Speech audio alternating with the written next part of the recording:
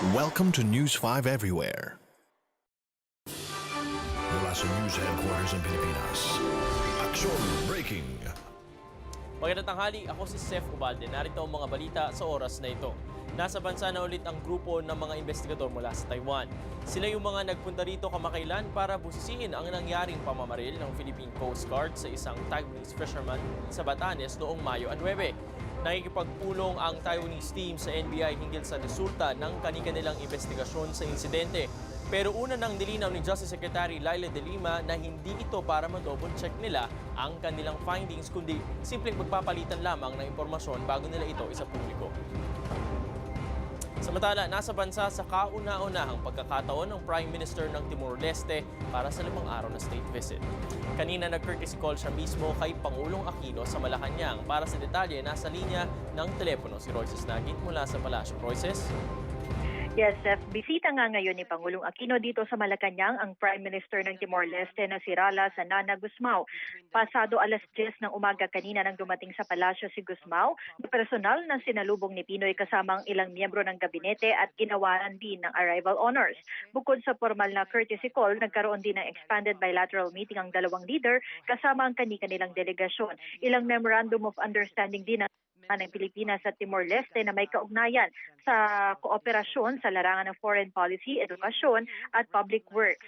Sa kanilang joint statement, nagpasalamat kay Pinoy si Timor-Leste Prime Minister Gusmao sa suporta raw ng Pilipinas sa kanilang apela na mapabilang sa mga miyembro ng ASEAN. Umaasa rin daw si Gusmao na may mga Pinoy investors na mamumuhunan sa kanilang bansa. Si Aquino naman tiniyak ang buong suporta ng Pilipinas sa Timor-Leste. Lalo raw at palaging nakasuporta rin naman ang kanilang bansa sa Pilipinas tuwing sinasalanta tayo ng kalamidad. Dala rin daw ngayon ni Gusmao sa kanyang pagbisita ang donasyon ng kanilang bansa sa mga nabiktima ng Bagyong Pablo na nagkakahalaga ng $750,000 o mahigit 30 million pesos. Welcome din daw sa Pilipinas sa mga gustong mag-aral dito mula sa Timor-Leste. Ibinalita rin niya ang pagganda ng ugnayang pangkalakalan ng Pilipinas sa Timor-Leste nitong mga nakaraang 2 taon.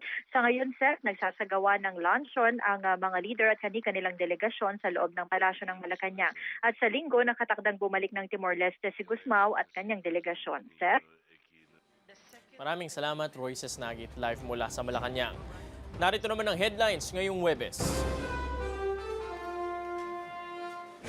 Matapos ang pagbibitiw ni Senator Juan Ponce Enrile bilang Senate President, Senator Franklin Drilon napipisil daw na pumalit. Piloto ng sumadsad na eroplano ng Cebu Pacific sa Davao na umano'y lasing at nang iwan daw ng pasahero na mangyari ang aksidente, ipapa-medical exam. Black box ang eroplano ipasusuri sa Singapore.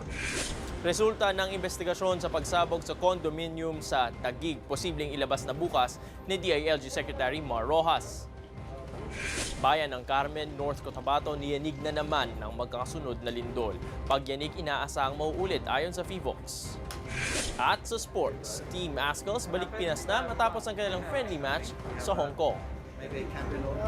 Makinig lang sa Radyo 5, 92.3 News FM at mag-log on sa news5.com.ph para sa walang patid na balitaan ng News 5 Everywhere. Ako si Seth Ubalde, narito na ulit ang relasyon. Higit sa balita, aksyon! Be sure to come back. News 5 Everywhere. Copyright 2013.